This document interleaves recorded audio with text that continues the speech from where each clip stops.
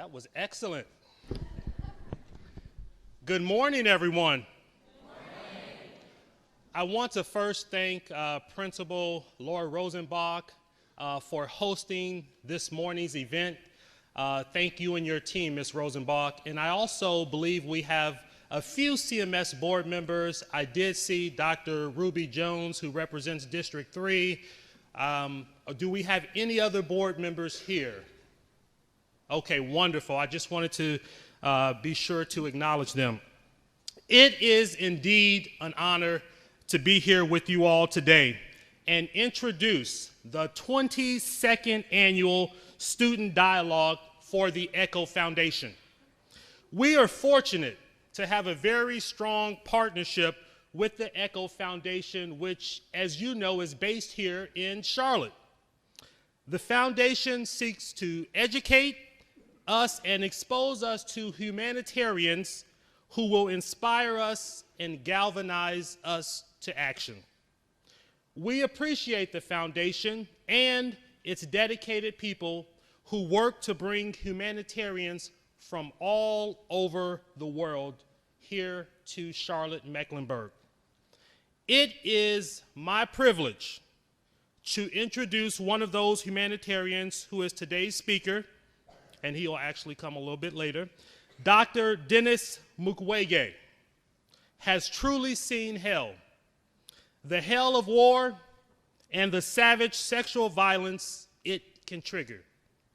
He has dedicated his life to helping the women in the Democratic Republic of Congo, women who have been raped, abused, mutilated, and left for dead by militias. He also treats women who have suffered serious injury after giving birth in wartime conditions with no medical care available. This, to be very clear, is very painful and hard work. It would wear down a lesser man. But Dr. Mukwege remains hopeful. He goes to work every day helping and healing the victims of wartime savagery and neglect. His patients gain hope too. The hope and the determination to rebuild their lives. Their courage and Dr. Mukwege's courage is humbling and inspiring. To see such hellish actions and the suffering they cause, yet continue to believe that good can triumph over evil if we work to make it so. This is the kind of rare courage that fills the soul as well as the heart. Dr. Mukwege is working for the benefit of all of humanity. In 2018, he was named a Nobel Peace Prize laureate for his outstanding work. Today, he is going to talk to us about peace, about justice, and I want you all to, in a few moments, help give Dr. Mukwege a warm, Huff welcome. Thank you all very much.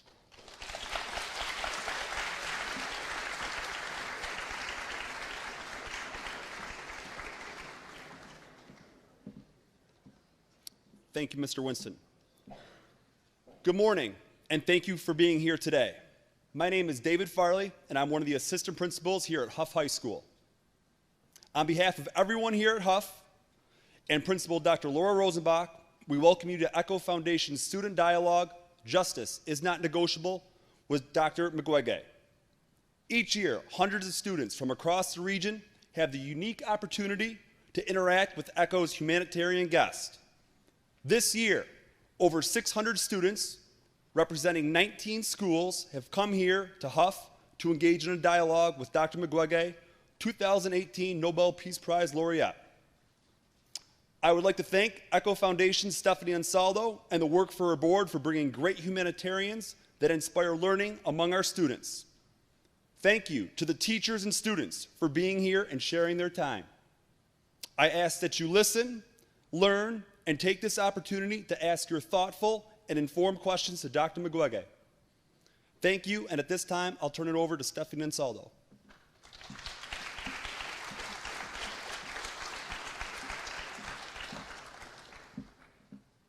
Wow, a full auditorium. Good morning.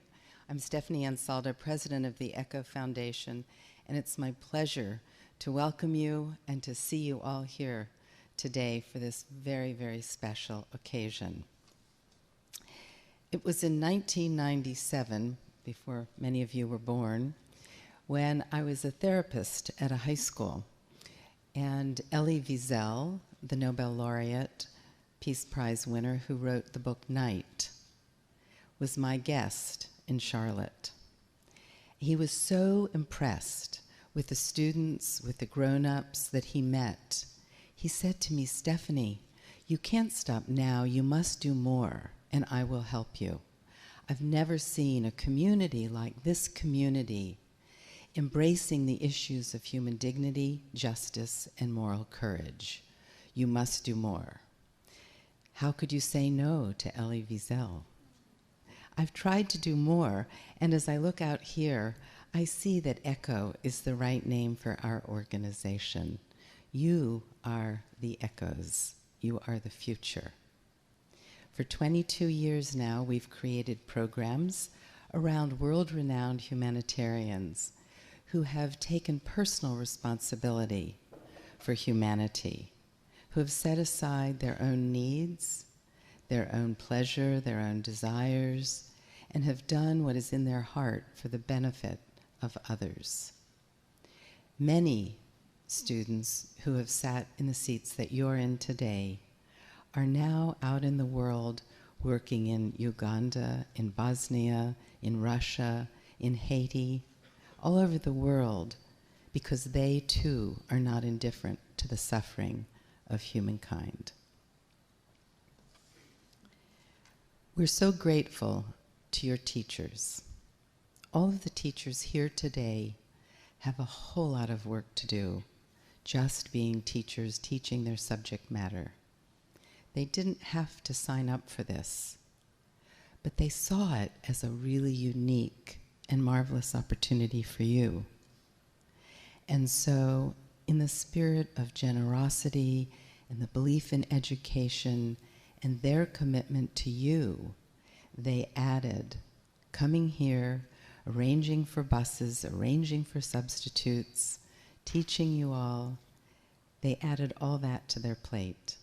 And I would like you, students, to join me in thanking your students, your teachers.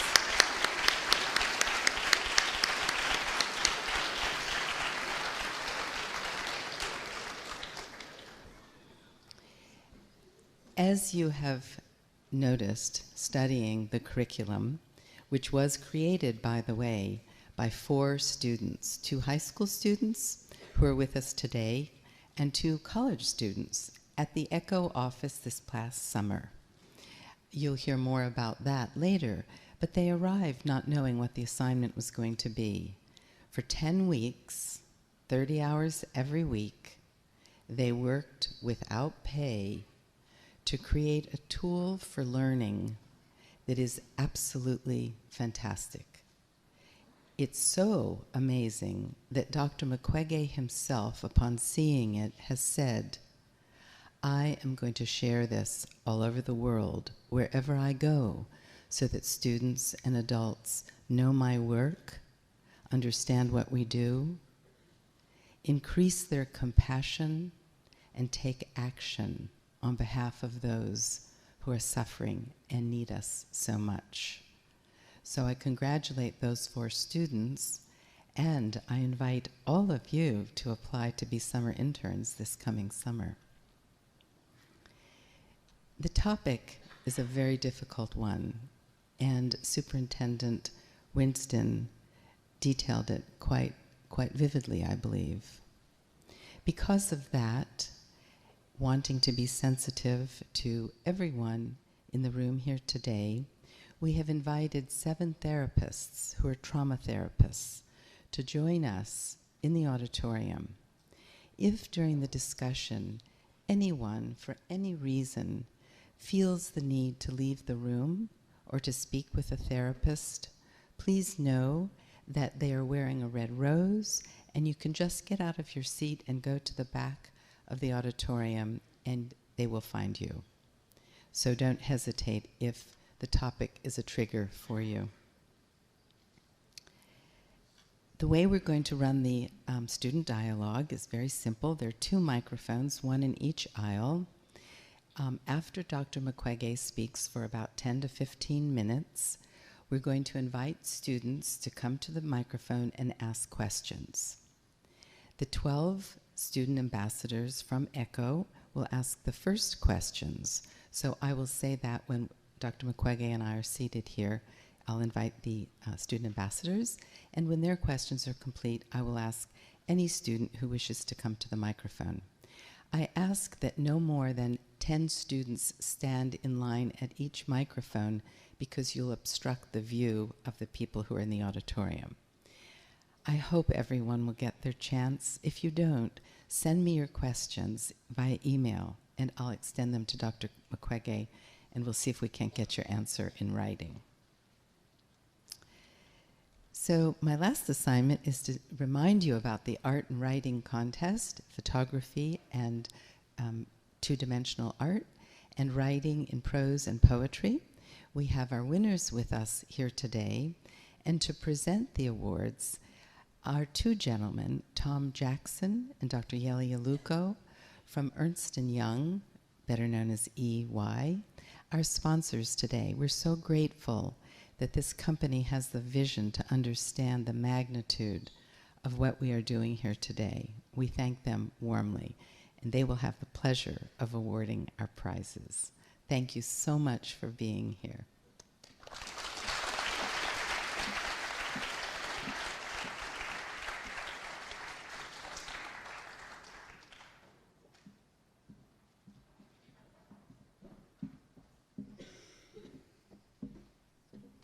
Good morning.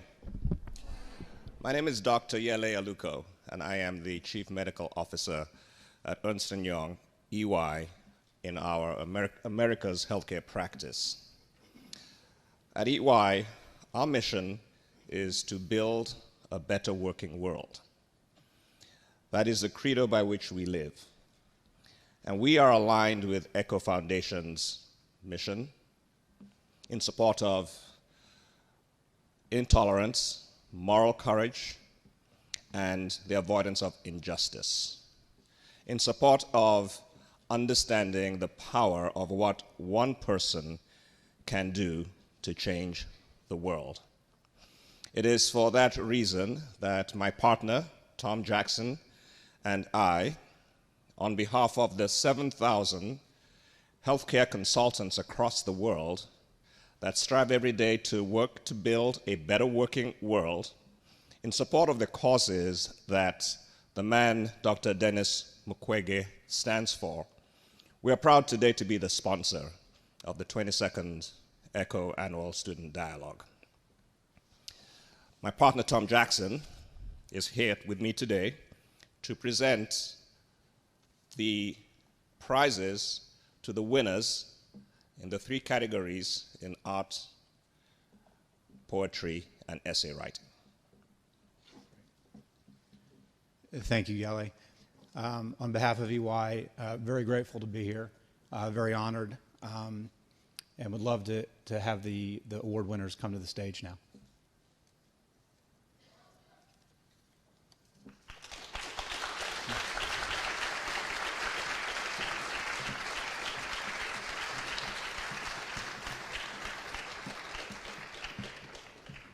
Before we announce the winners, just want to thank all of those that participated in the contest.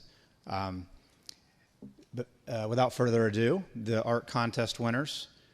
First place, unfortunately unable to be here, is Raven Shirley.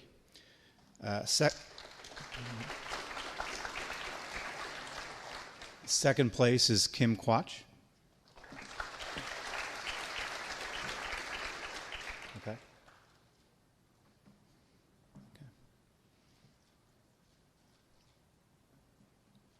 Third place, Isabel Pozo.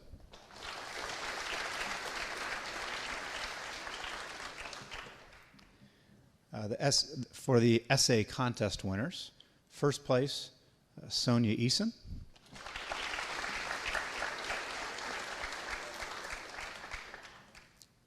Second place and unable to attend is Christian Zapley. And the third prize for the essay contest is Lane Gibson.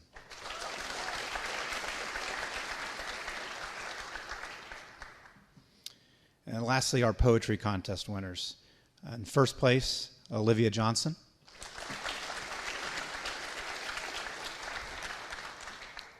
Second place is Carson Mask.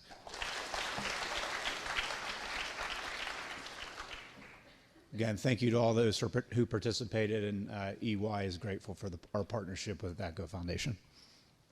Thank you.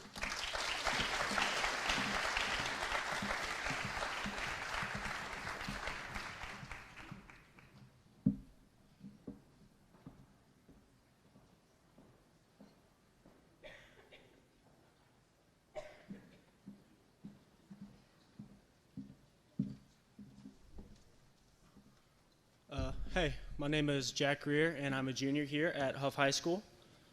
Before I make any kind of introduction, I would first like to thank Mrs. Stephanie Ansaldo, Mrs. Stacy Shonslin, and those at the Echo Foundation for giving me the incredible opportunity to be able to become a Footsteps ambassador.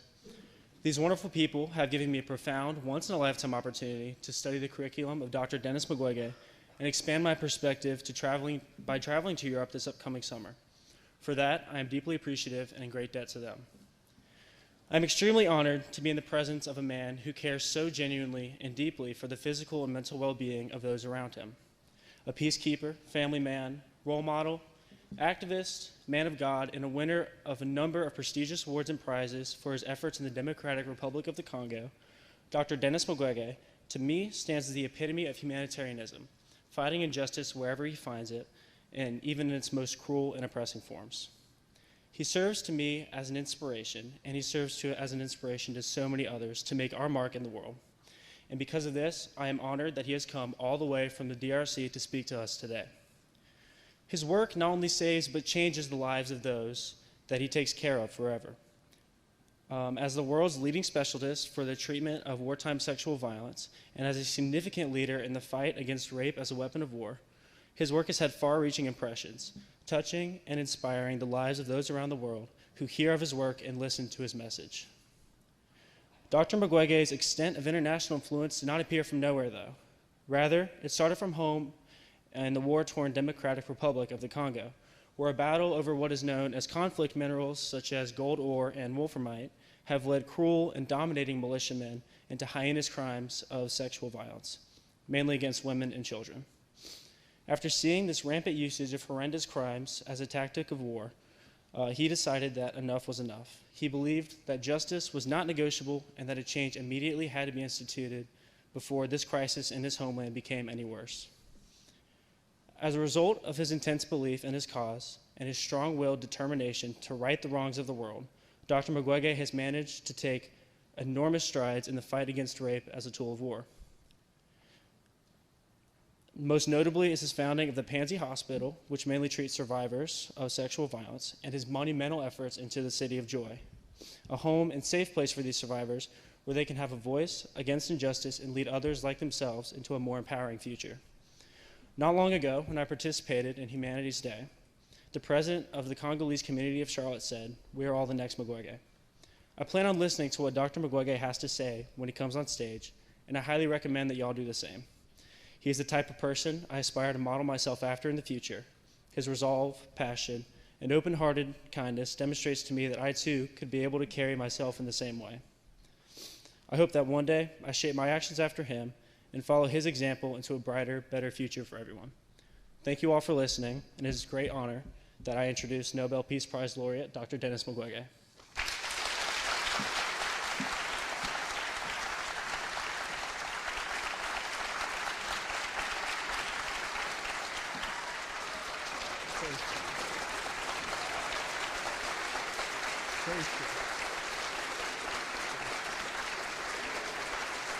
Thank you.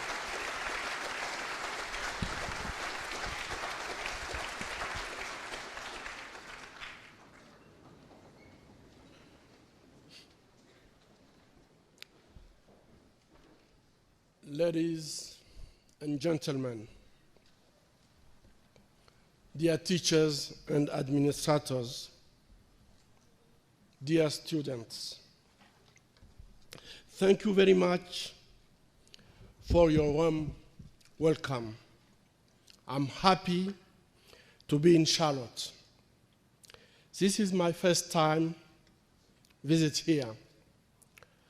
I want to thank Madame Stephanie and the ECHO Foundation for all the work you have done to prepare for my visit. It's truly impressive. Dear students, I'm honored to stand before you. I'm always particularly pleased to meet with students, to see your eyes shine, your faces lit with a willingness to learn. And I believe that a good education is key to understanding the world. When I received the invitation of ECHO Foundation a few months ago, and I learned about your work, I was pleased to see that we had shared values. Yes, we are far apart, but we are on the same mission, fighting for social justice, fighting against indifference, and instilling hope through education and service to others. Looking at you, I feel hope. Indeed, based on the ECHO Foundation initiative, Voices Against Indifference, I can't think of a better initiative to fight the injustice that has been ravaging our society these last decades.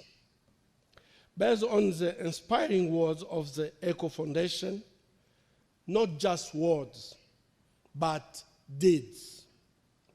It always brings me joy when I meet someone with the same spirit of action to move forward, things, and make me want to learn more and combine energy with you.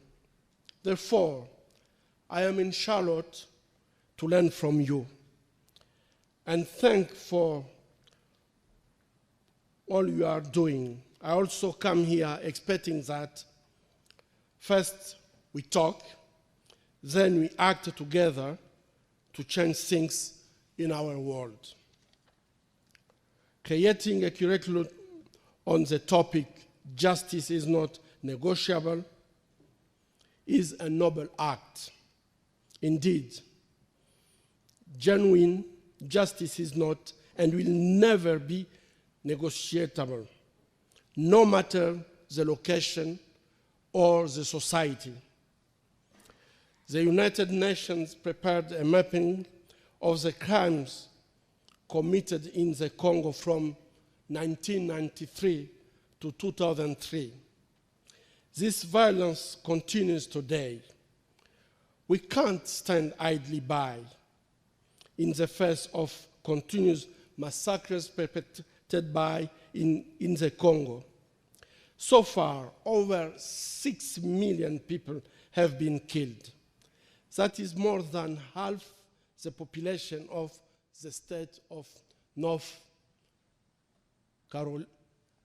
Carolina. Silence about these crimes easily become complicity. My country has almost all the natural resources you can imagine, from an amazing biodiversity in the second largest forest in the world, to gold, diamonds, cobalt used to make batteries for new electric cars, and coltan, which is used to make our telephone and video games.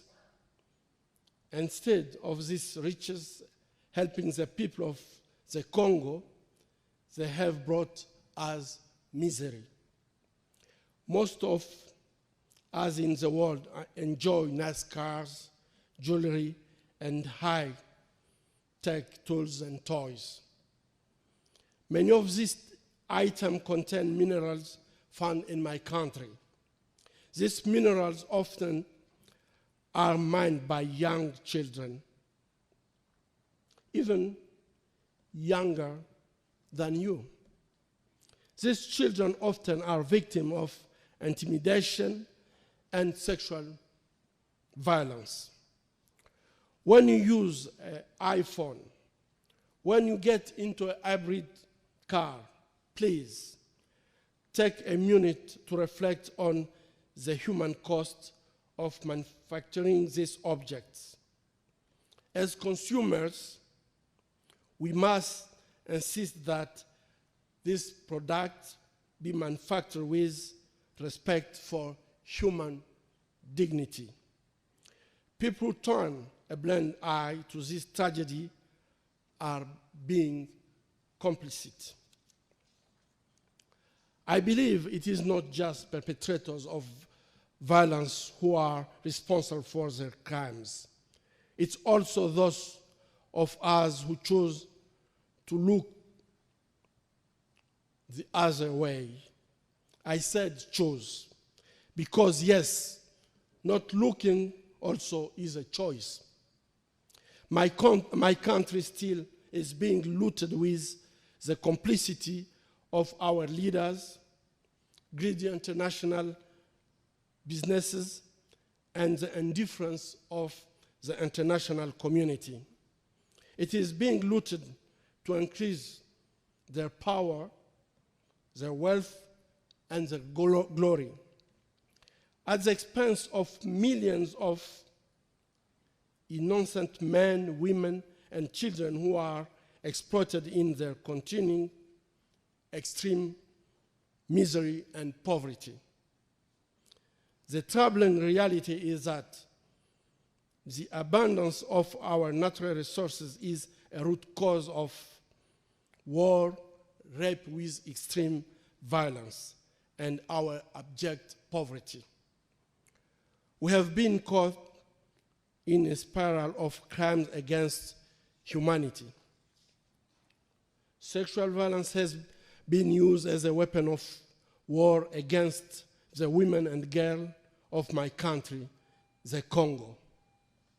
For the last 20 years, since I founded Panzi Hospital, we have treated tens of thousands of female victims of the barbaric violence. In 1999, I saw that rape with extreme violence was an isolated, temporary problem. Unfortunately, I was wrong. And today, the same atrocities continue. We adapted to this situation by creating a holistic care model built on 4 different pillars: the medical care, sometimes incurring complex surgeries, psychological care, economic assistance, and finally, legal assistance.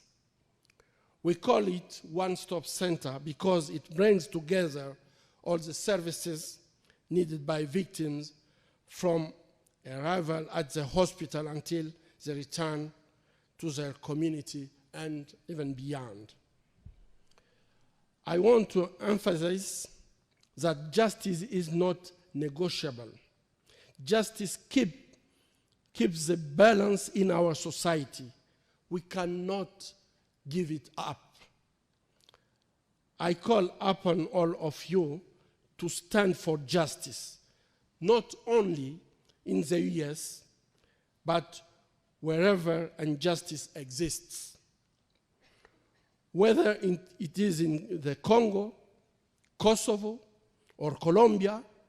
It can happen in America, Asia, Africa, or Europe. Even in Charlotte, we need to unite. So, what can we do? First, it is for all of us as individuals to choose to act. It is a choice. It's a choice to stop violence against girls and women, to create a positive masculinity which promotes gender equality in times of peace and times of war. It is a choice to support a girl or a woman, to decide to be a good man. It's a choice to fight on her side in countries ravaged by conflict. It is a choice to work for peace in countries in conflict. Second, seek justice for all the victims of crimes detailed in the mapping report. I know that you read a lot about the mapping report, and it's time to seek justice for all the victims of crime against humanity detailed in this report. Third, as consumers, you can demand that the products you use are manufactured using clean and transparent supply chains. You should only buy products where it is clear that children have not been exploited and women are not used as slaves. Where it is clear that you do not have your nice products because of exploitative, corrupt arrangements that harm people in the Congo and other countries. You as consumers are crucial to making this reality.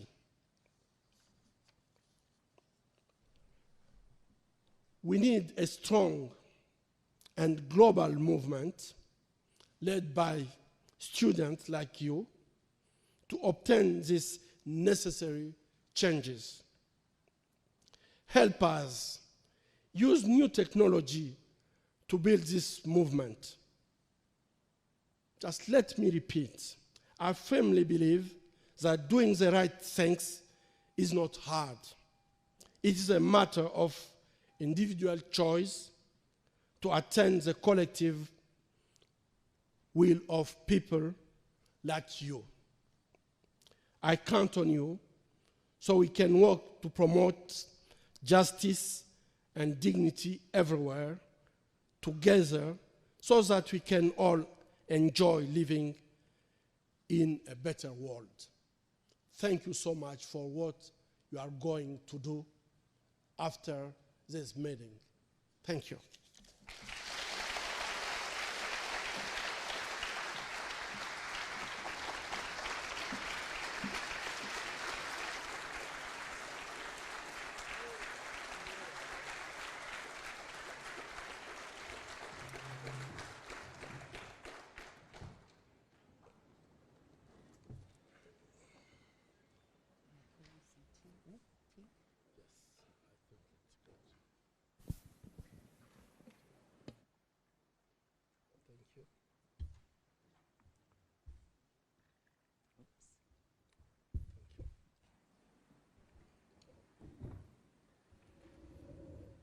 It's hard to know where to begin after those remarkable words, and what a challenge and what an inspiration you have given us, Dr. Mukwege.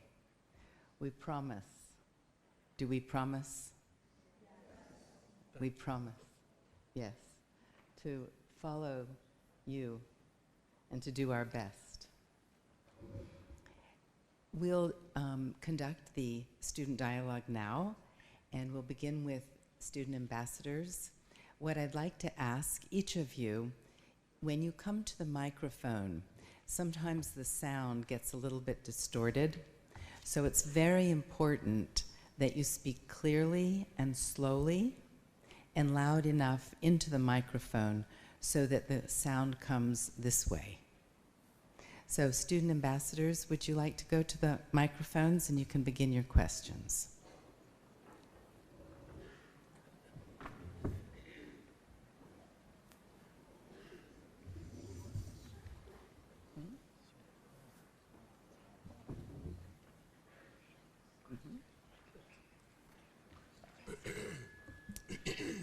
Dr. Mukwege. Many of us students want to become leaders and affect change, but we lack the perspective to know what to fight for. Where should we look?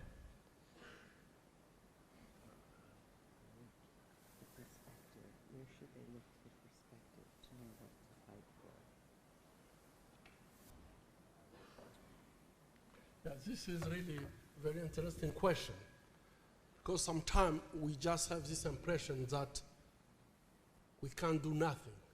We have impression that I'm alone. How can I get the change happen? But I want to tell you that the most important thing is to know that the world can't change without you. And just feel that you are the one who will make this change happen. And there is no perspective without you. And I think that if you have this impression that you are the one who will make this change happen, so it can be possible because everyone can just say the same. And if we come together, there I think that there is a possibility to get a perspective and just make things happen. Inside you, there is a power, and use this power to make the things happen. Thank you. Yeah, thank you. Thank you, Dr. Mukwege, for being here today. What role does faith play in your life and in the lives of the women that you serve in the Congo? Yeah, I am a Christian, and I believe in one thing. If I read my Bible, I like to read about love. And it's clear in the Bible that if you are a Christian, you should love your neighbor as yourself. And for me, this is a challenge. It's not easier. But one thing is when you can, every morning when you wake up, just think that today I want to smile, to give my smile to someone. I want to show someone that his value for me. To love someone.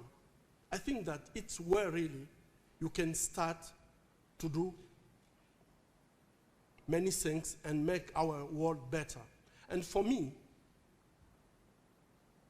when I'm experiencing in my hospital is terrible things to see how human can destroy others. And without faith, without to believe that I have to work for this ideal to love another as I love myself, to get compassion for another, because I know that I have the same need as myself. So I think that it's playing a big role in what I'm doing. And without faith, I think that I could just give up because I'm going through terrible stories and things in my hospital. Thank you. Dr. Mukwege, what are the governmental reforms you believe are the most important to help bring an end to the sexual violence in the Democratic Republic of Congo? To end sexual violence is possible, but we need really to work on the change. It's not only the social norms, but I think that we need to work also on the masculinity.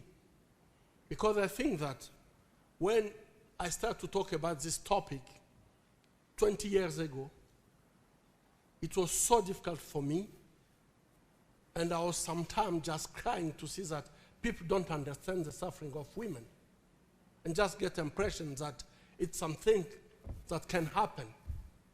But I have to say, this should not happen in the society. Because I've never seen a single woman who raped and to be normal after to be raped. And even if you can give everything to a victim of sexual violence, it's still that there is a question of dignity that they can just fight to get the dignity for all their life.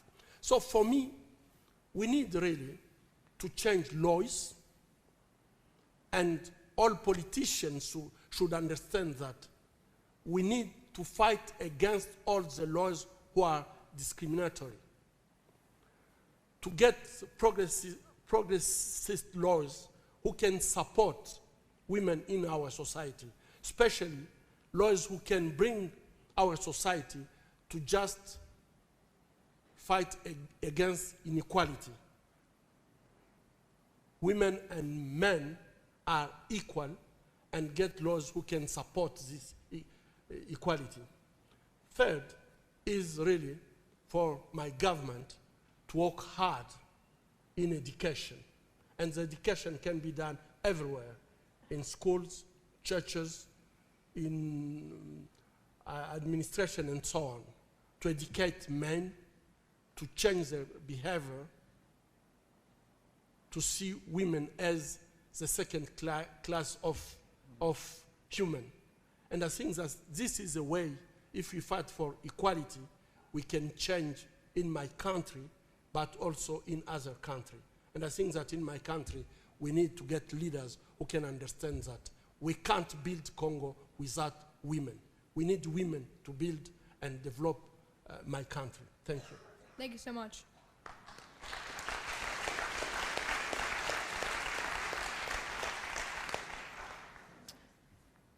Yeah, thank you.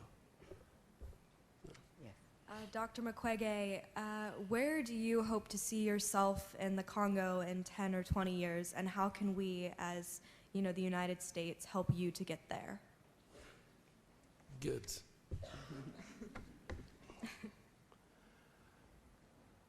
I want just to tell you my dream.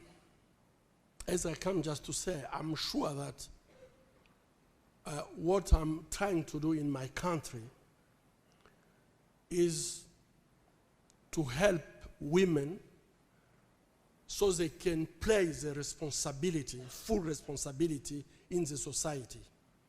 Because during these 20 years of war, what I could see, when men fall down, when men are completely depressed and they can't do anything because they are completely traumatized, it's always women who are taking risks to support children and to support the family as a whole.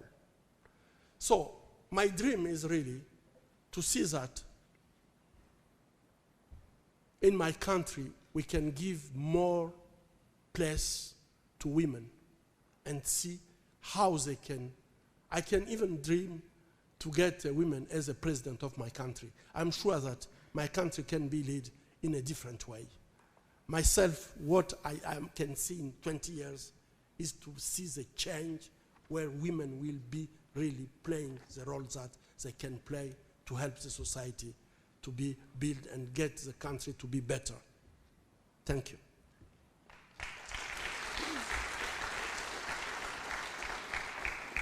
Dr. Mukwege, what do you think is needed in the DRC to change the preconceived notion that men cannot abstain? That men cannot abstain from sex? Yes, ma'am. So she's suggesting that what is needed to inform men that they can abstain from sex, that it's not just everyday normal, you're entitled to it. Yeah. As I said, I think that we need education, because the big problem in the society is when we have the social norms and everyone believe in these social norms, especially, and in many countries, to think that women are objects, so we can use them when we want to use them, and in the ways that we want to use them. And I think this is an understanding of the relation between men and women. If men can consider women as objects, so with an object you can use it as you want, but women are human and they are equal to men. So for really to bring this discussion and being the education is just to start to talk about equality. And when you can come at this point that men understand that women are not objects, they can start to listen to them and know what they want also. Because to get sex is not only the question of men. Women can also ask sex, but they need to come together and know that we want sex both, not only men, because he thinks that women belong to him as an object.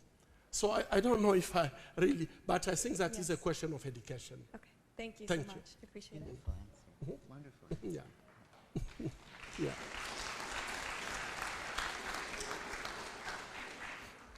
Hello. So, foreign countries and organizations have tried Excuse to me, help. we can't hear you. Can you speak slower and louder? Okay.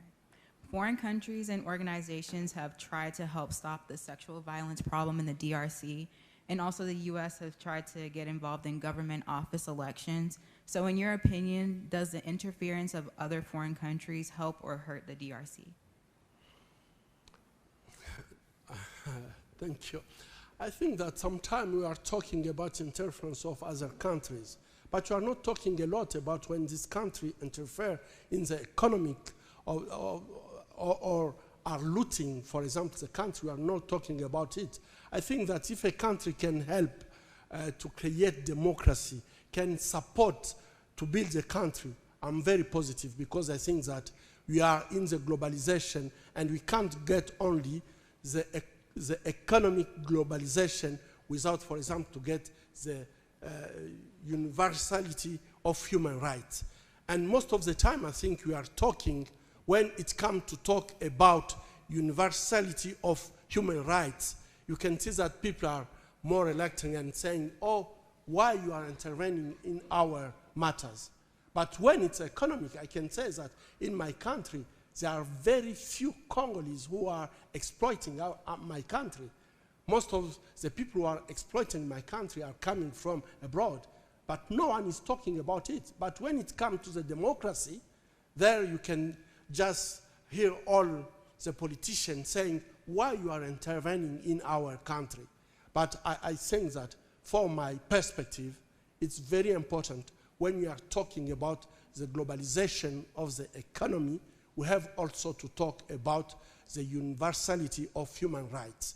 If America needs democracy, the right to be respected is the same in Congo. And I think that we have to work together. It's not just to get a country where leaders have impression that they have the right to do everything on their population and no one have to intervene. I think that these two things have to go together. Thank you. Thank you.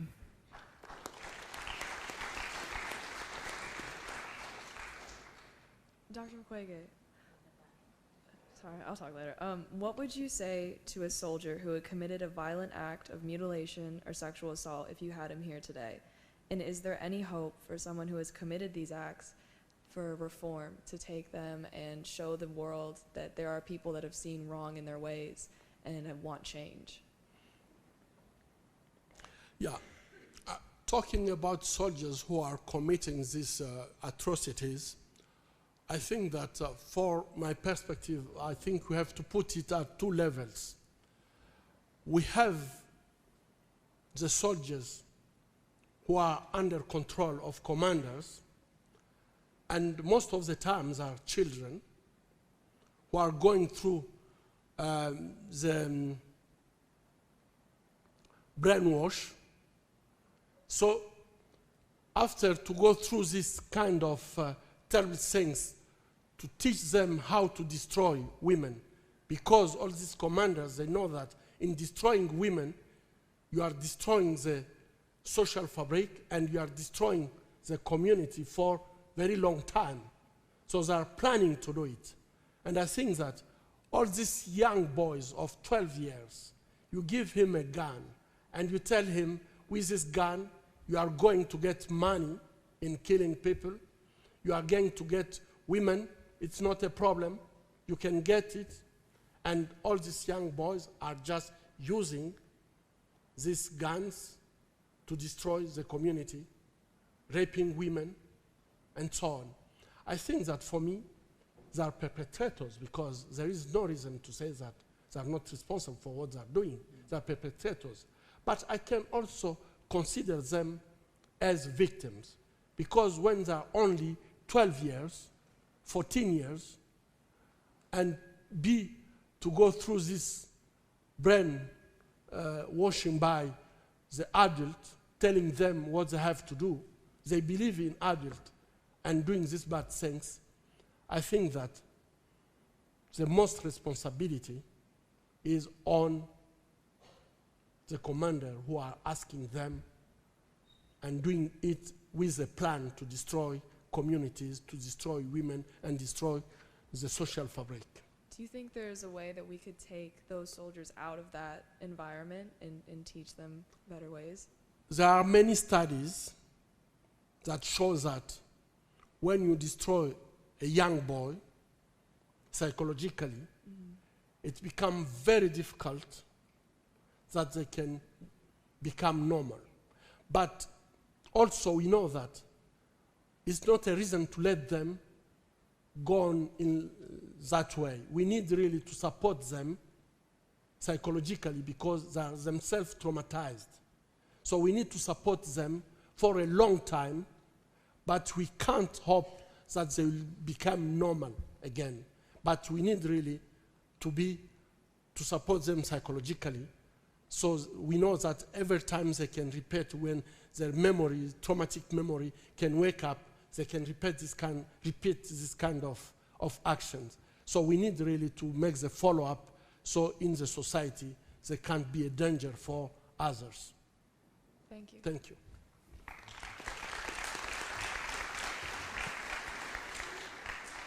Dr. Mukwege, what is your vision for an ideal Congolese society? Yeah. Yeah.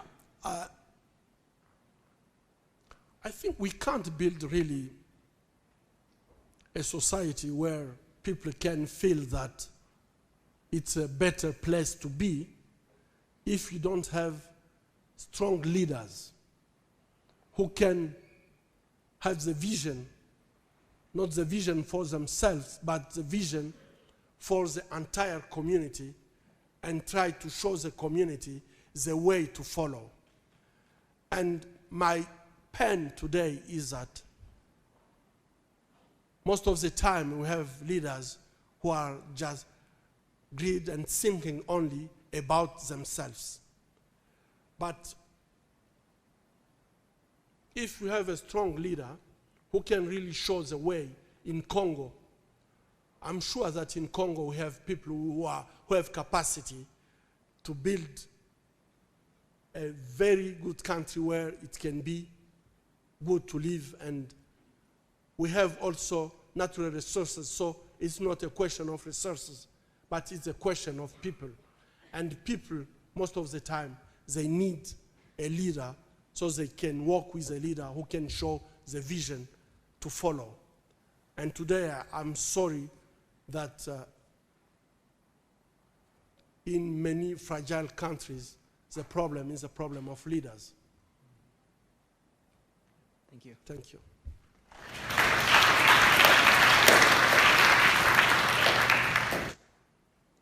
I would like to first say that it is truly an honor to be here standing in front of you today. In America, we're not fighting a war over minerals like you are in the Congo. We're instead fighting a war between each other, between man and women, within our own household. How can we as a country address the issues of toxic masculinity and break the societal barriers that have been put in place that perpetuate the problem that we have today? Yeah. In my country, I have a program to fight against toxic masculinity, because I think that the way that we are educating our children, the way that we are talking to our boys, is the way that our boys will grow up, and it's the way that they will be acting in the society. And most of the time, we as parents, we have to take this responsibility. Even if women are fighting, we have many women who are feminists, for example. But when you talk, or when you can see how the women who are feminists sometimes are educating their boys, it's not really the way to help their boys to develop the positive masculinity. And for me, positive masculinity is just to say we are equal, we can help each other, and everyone has his own competence, but he can use what he has as competence to support another. But when we are educating our boys that they should not cry, they should not do this because they are boys, we are putting them on the pedestal, I don't know how you call it, yes, on the pedestal, and this is very wrong, because at the end, this toxic masculinity is growing in them, and we know that this toxic masculinity will just bring them to treat girls or women as not a human as themselves, because they are educated in this way. And I think that we need really to work in our families, to work in our societies, to try to bring this positive masculinity and just show. I know that in your country you have done a lot, and there is a lot of progress in your country. But still in the world, we have countries where girls are killed just to do abortion because it's a girl. And I think that this is terrible, to see that a woman can be pregnant and decide to do abortion because the fetus is female. And this is a kind of things to show that we don't really put female and male at the same level. And we have to fight against this, because I think that it's very dangerous for our society to be treating women like that. Thank you. Thank you.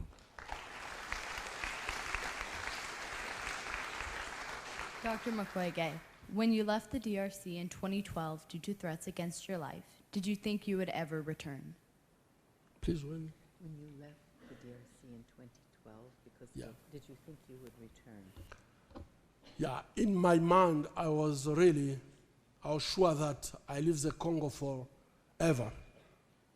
Because what happened to me at this time, I could not really realize what happened, because I was just treating patients. I was fighting for the right of women. And for me, this was a normal thing that I could do in my society to make it better. But unfortunately, some people just thought that this was not the way. And they came in my house, they took hostage my two daughters, and they killed my friend. I don't know how I escaped for this terrible situation. And for me, it was a red line. I decided to leave the country. But after 3 months, women of Congo, they start a campaign. And I can tell that they were not the women of high education, the women coming from the rural area, in the countryside. They just decide to say, we want our doctor back. They wrote letters to the president. They didn't get any answer. They wrote a letter to the Secretary General of the UN. They didn't get any answer. And at this moment, they decide, excuse me,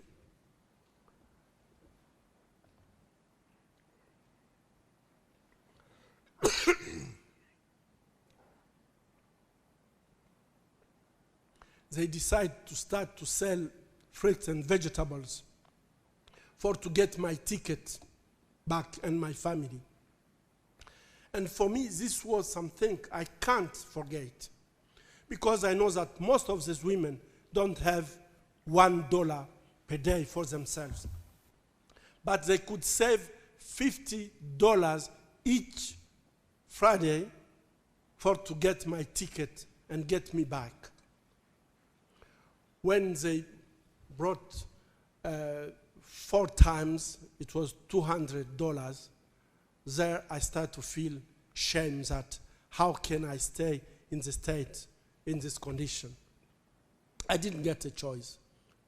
My choice was just to go back, even if I was already said that I can't go back if people just want to kill me for what I'm doing.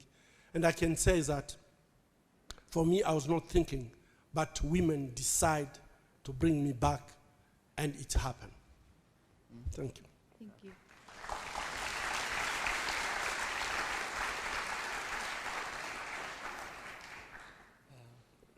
Dr. Mukwege, I'd like to refer to the 4 pillars of the Pansy model, which are medical care, psychological care, legal assistance, and socio-economic assistance as well.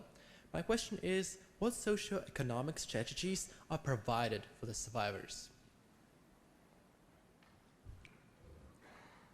Yeah, I think talking about this model is really very important to know that women who are coming at the hospital, they have different skills.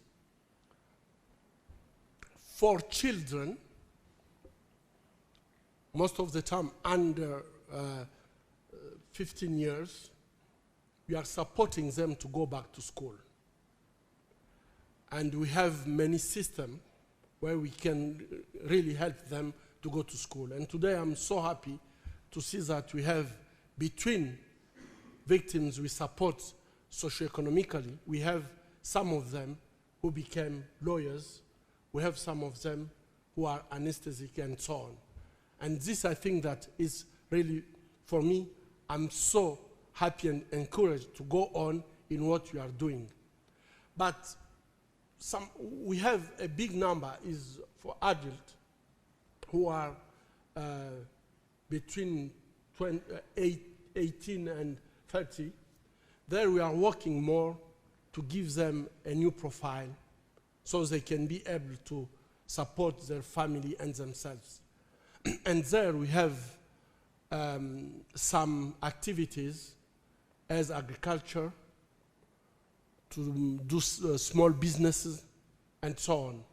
And there also, I'm so touched to see how women are able to manage, not only for themselves, but when women succeed, they're succeeding for their children. This is a priority for women, to support their children to go to school, to support their children to get education, not only education, but to feed them and so on. And now we have really many group of women who are working in what we call MUSO. It's mutual solidarity. I don't know how you call it. It's, we are bringing 25 women together to work as an enterprise so they can help each other.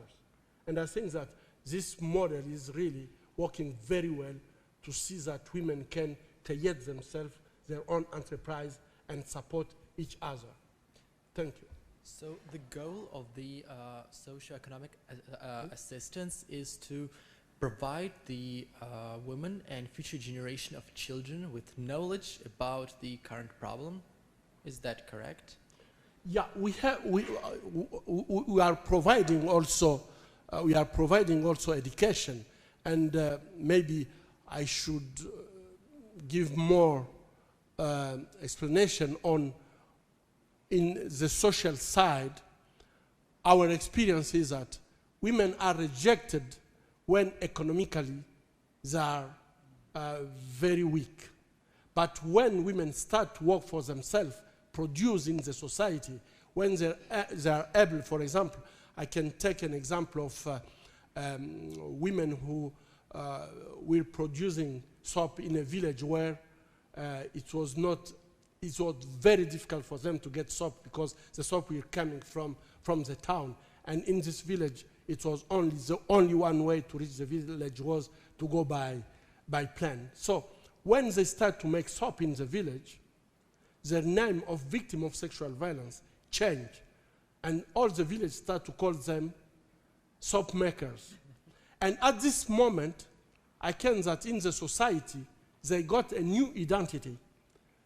And it was not necessary to go on in trying to reintegrate them in the society. So for us, these two things are going together. When women are rejected most of the time, it's because, especially in my society, women are living supporting by men. So men have all the power on them because they are not producing. But when women start to produce themselves, when women start to work for themselves, so there's a dialogue between men and women can start because women have also something to put on the table and discuss about what they have on the table. And it's a way to rebuild the fabric of the society. I don't know if I answered to your question. Yes, excellent, excellent. Thank Yes, you. Thank you very much. Yes. Excellent.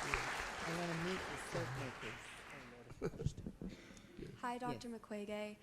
In what ways can we better support the victims of such, in what ways can we better support the victims of such horrific sexual trauma in the Congo? Can you say it again a little bit louder? I can't hear you. Sorry, yeah. In what ways can we better support the victims of such horrific sexual trauma in the Congo? Yeah. What we are doing at the hospital is really emergency support, because when they come at the hospital, most of the time maybe they're just thinking how they can kill themselves. And we have some therapy at the hospital that we are calling that is a therapy to help quickly so women can come again in their body, because most of them when they come at the hospital, they are living in the dissociation. So you can see that most of them, they have just impressions that they don't exist as human. And in this case, the suicide is very, very high. The rate of suicide is very, very high. So we have a therapy to help them at the hospital. But we know that this therapy is not enough. So when they return back in their own village, we have associations who are working with women in their own village. And today we are working more to try to get the mental health in the system of primary care health. I don't know, but I think that this should be integrated, because most of the time we are talking only about the physical health, but not enough about mental health. And I think that we should get people who are treating victims of sexual violence, who went through trauma everywhere, not only in the special hospital taking care of victims of trauma. And this is what we are trying to do. It's very hard because it's to change all the system.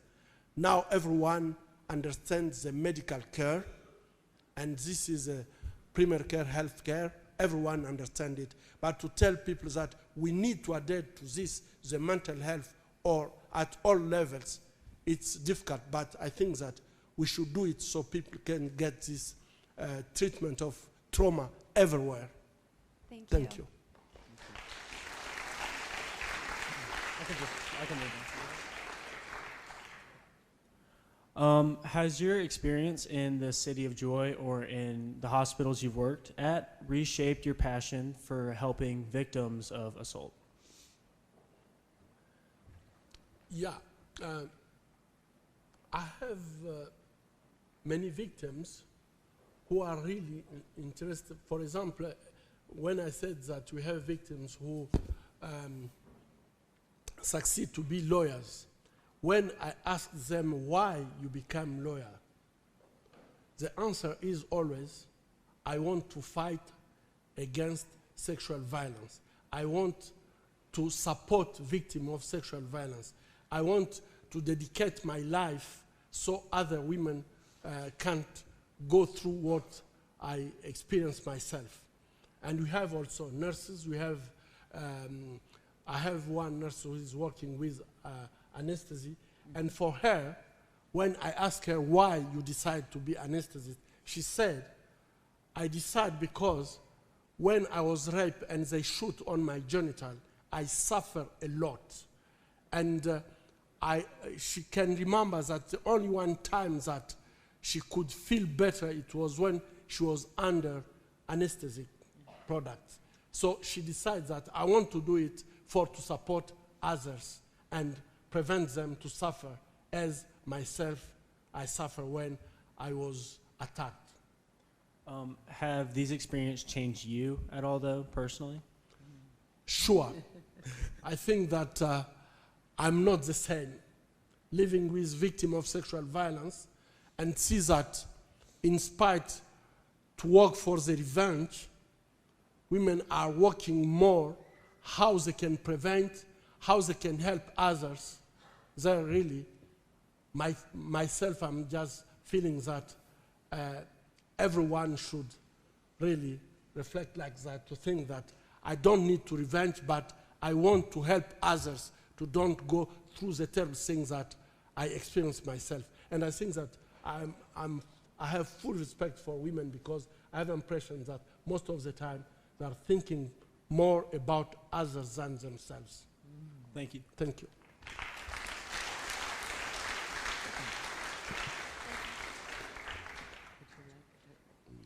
Hello, Dr. Mukwege. My name is Meghana Kankipati, and my question for you is, what was it like for you to accept that your country, the DRC, your home, your community, needed to go through a change for the better?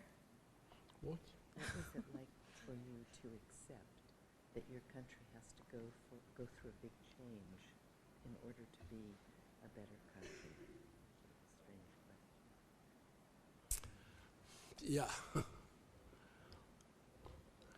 You know, I am in a country where really 20 years of war, 20 years of suffering, 20 years of indifference, because I can say that it's terrible to see what is happening in Congo. As I say in my remark, to get 6 million of people killed and to face the indifference of the international community is very hard to be Congolese. And especially when you know that people can try to talk about ethnic wars or religion wars, but in Congo it's not the case. We know who is fighting. We know why they are fighting. And it's only to fight for the greed and to get resources. And for me, it's clear that, and what I'm asking sometime when I'm talking with companies who are doing devices using these resources or minerals from Congo, I think that many people, even in this room, many people would like to pay their telephone 10% more than to get on your conscience that the telephone that I have is coming where women are destroyed, where children are used in mine and women as slaves. But the big issue is that when people decide to be indifferent, it's just terrible. And for my country, I think that the things that are making me very sad and feel that how we can bring together, how you can help us to make this change so people can understand it's possible to get a telephone maybe a little bit expensive, maybe 10% more, but to get people living in peace. And for me, for my country, really, it's what I'm wondering why this can't happen in my country. I'm wondering if I have not done enough to give information about what is happening in my country. I'm wondering why people can be indifferent. And if I could work on one question, is to bring more awareness on what is happening in Congo, because it's just terrible to bring 80 million of people in this suffering. Today, the Congolese people are living with less with $1 per day. And it's just terrible. They can't access to medical treatment. Women can't get safe obstetrical care in the country where we have everything, and we have also competencies. All many competencies of Congo are working now in Europe, in the States, just because in the country everything's collapsed and there is not a possibility to work there. So I don't know if I answer your question, but I think that for my country, really, I'm just feeling very sad to see that the world is indifferent, and this indifference is only because we want to get things cheaper. Thank you. Thank you.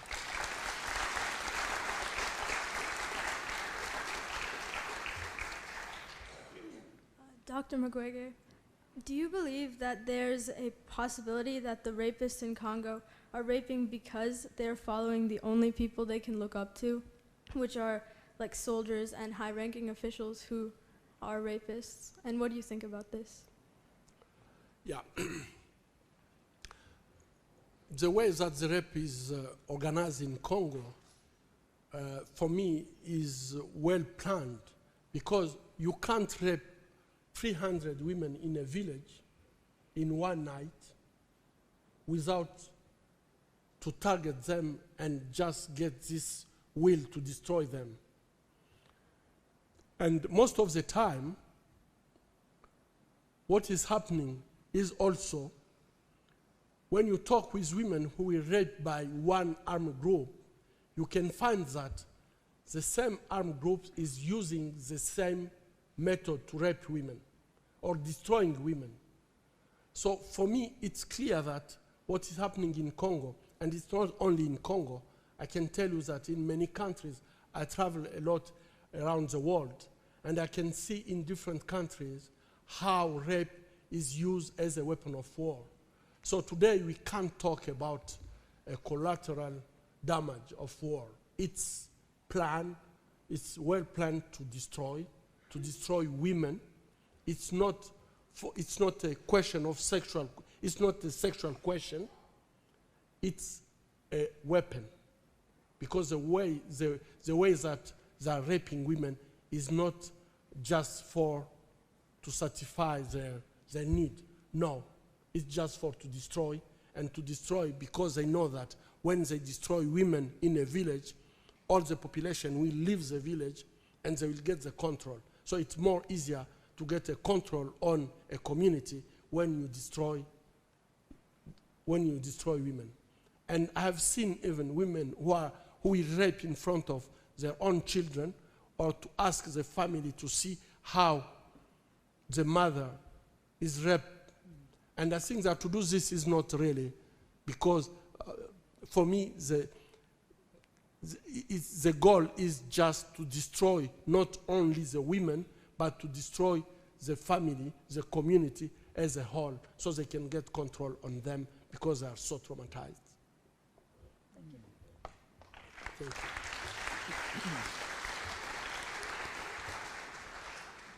Dr. Mukwege, in an everyday basis, there is rape and assault going on in your country. How do you emotionally deal with the trauma on an everyday basis that's affecting your life personally?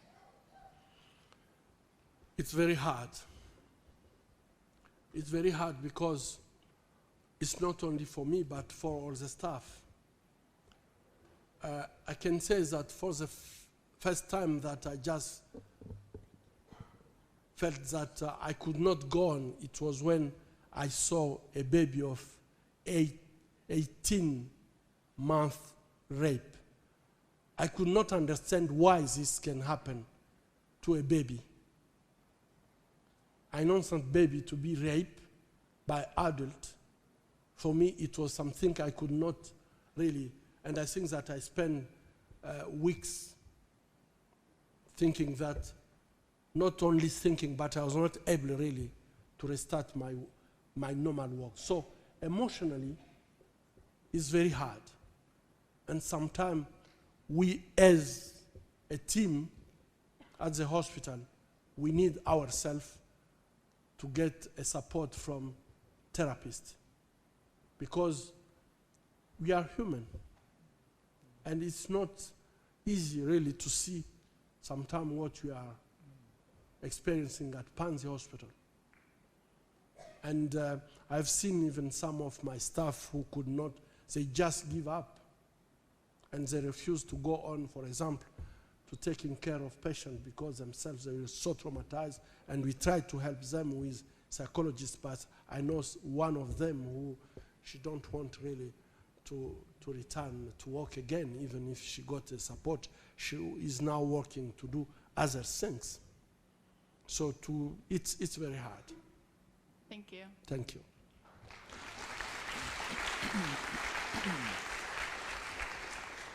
Dr. Mukwege, what is one of the hardest decisions? Okay. Louder. What is one of the hardest decisions you've had to make when treating a patient at your hospital? What is one of the hardest, most difficult decisions you've had to make when treating a patient? That's good. In the hospital, we have patients who sometimes, when they are raped, they have their bladder, the rectum, and the vagina completely destroyed by sometimes shooting in or destroying it with some products, chemical products. And I think that the hard decision sometimes is to say, you are incontinent and we don't have possibility to help you.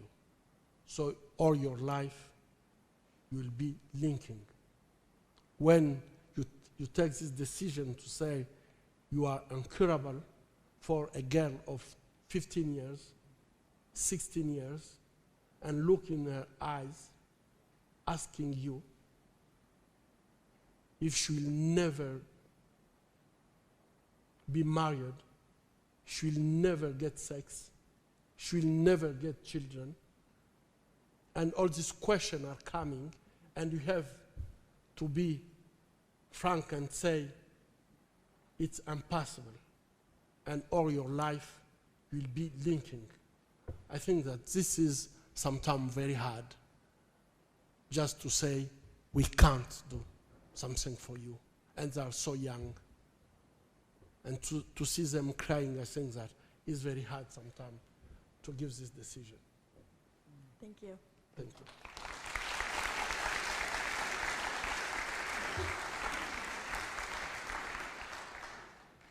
So we invite students to come to the microphone. Again, if you could keep it to about, maybe 5 or 6 at each microphone. And if you'll say your name and then ask your question, remembering to speak loudly and very slowly so we can understand you. That's plenty right now. Maybe, some of you could maybe stand over by the wall so that the students behind you can see. The teacher who's on this microphone, could you help monitor that? So if there are just 5 students in line and the others can line up over here. And here also, if we have just 5 in line and the others maybe on the wall, so that all the students that are seated, everyone who's seated can see. Good. And then one by one, you could maybe go around to the back and get in line. Thank you for your cooperation with this. Your questions are amazing. The answers are pretty inspired too. Let's see, I think we're on this microphone. Yes. How do we influence this country to use a clean supply chain so we can stop benefiting off the backs of the suffering in the Congo? How do we influence this country to stop the supply chain that benefits or that destroys your country? Yeah, the US have a good law when it comes to the supply chain, but I think that the implementation sometimes is really a big problem. There is a law, the law is called Frank-Dodd Law Act, and I think that with this Frank-Dodd Act, if all companies could follow and try really to know exactly where the minerals are coming from, it can be possible to avoid to get minerals coming from the place where women are and children are treated as slaves or suffering for sexual violence. And that is the reason in my remark I said, I need you as students, as youth, to work on this question and use the same equipment made by these minerals to force the companies to follow the law and to do good things. It's possible, but you know that politicians are not acting if there is no pressure. So we need you. You can make a big difference because there is a law, and this law can be followed by companies who are making electric cars, telephone, and so on. Thank you. Thank you.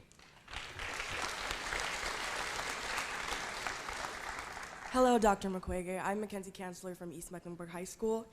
And oftentimes when you see people on the news reporting these atrocities, they often shy away from using terms as genocide. And I was wondering if you believe that the DRC is undergoing genocide or has experienced acts of genocide. You know, what is happening in Congo, I think that all the world decided to close eyes and ears. So to talk about genocide, it can be. And in the mapping report, they said that there is 3 kinds of crimes: war crimes, crimes against humanity, and maybe genocide. But it's only justice who can decide that genocide happened in Congo. But when I can see what is happening in Congo, because, for example, in Beni, the region of Beni, to kill people without any reason, just to slaughter them without any reason, I don't know how we can call it. It's not only crime against humanity, or it's not even, we can't call it war crime because they are killing people, finding them in their home. But we need the world to wake up, to stand up and just say, this is a genocide, and we all as humanity to fight against. But we need you. We need you. We need your voice. And your voice can make a big difference to just get the qualification of what is happening in Congo. Today we don't have any qualification because you decide to keep silence. Yes. But I think that tomorrow your voice will make a big difference. Thank you. Thank you.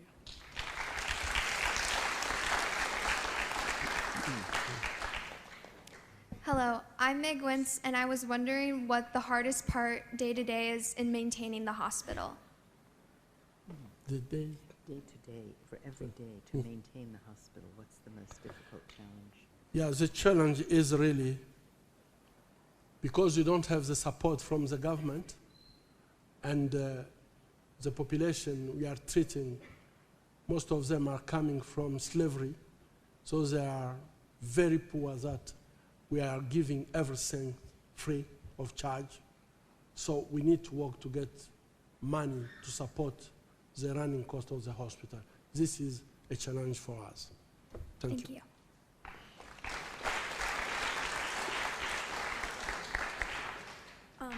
So in the Congo, what is the general public's as well as your own perception of the Dodd-Frank 1502 being instituted, considering it has caused economic hardships in the past? I start to be very tired and my English is awful, so No, I think good. that if you can go slowly. Speak more slowly with your question. Or Yes. you can translate for me.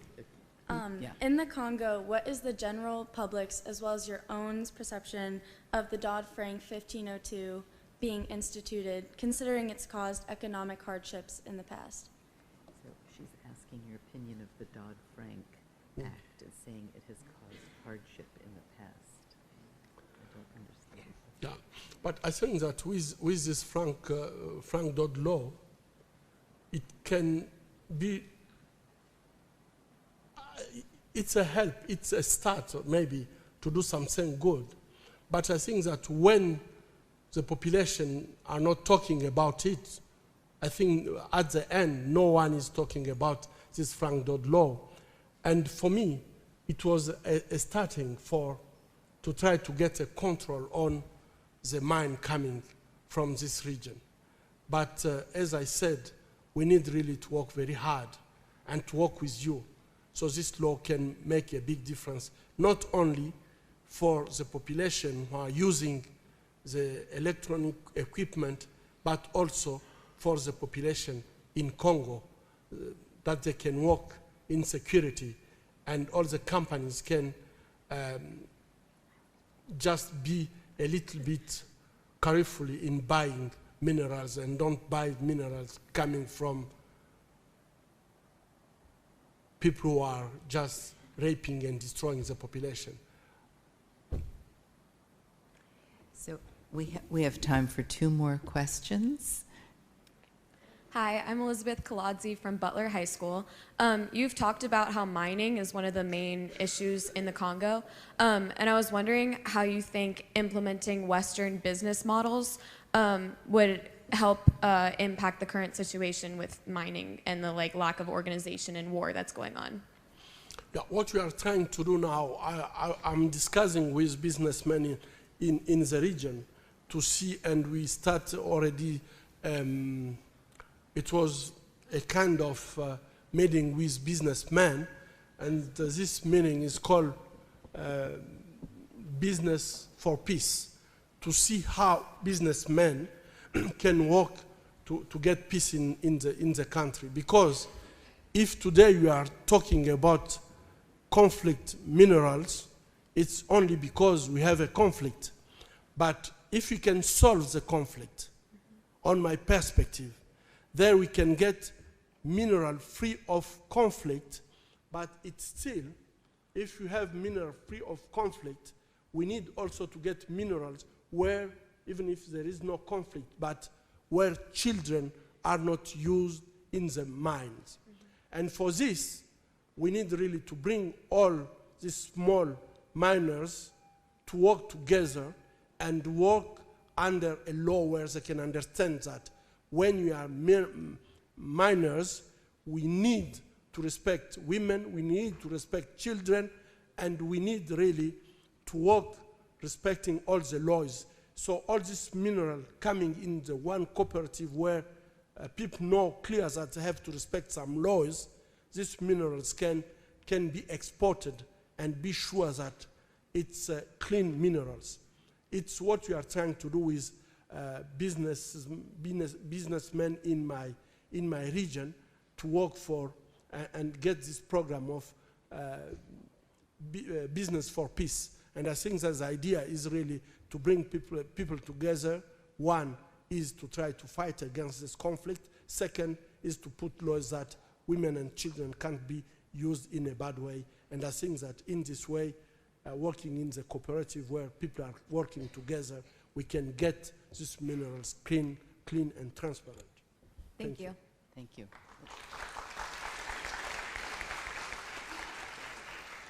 So you've talked about how changing education and social norms can help change the mindset of rapists, but if that isn't enough, are there any types of retribution or legal action taken against them? Yeah. these two things can be done. But I think that if impunity, we don't address impunity in a country to change the social norms and education is not enough. I think that we need really to implement the laws. And in my country, we have a strong law when it comes to sexual violence. But the big problem is that the law is not implemented, and unfortunately, when you let impunity to take place, it means that even the social norms and everything that are not accepted can be done because the law is not implemented. So our fight today is to fight against impunity, because there is a law, and this law must be implemented to protect women and children. Thank you. So that was our last question. Yeah. That was the last question. I'm sorry if I wasn't speaking loud enough. That was the last question that we had time for. Thank you. This has been most interesting and informative. I'm so impressed with how prepared you are. And I would say, sitting here next to Dr. Mukwege and listening to you, as you leave the auditorium, within the next 5 minutes, 3 things that you can do immediately. Boycott the companies that are not clean in terms of how they're getting minerals and using them, number 1. Number 2, write your Congress people. And number 3, use your voice against indifference. Thank you so much for this wonderful experience.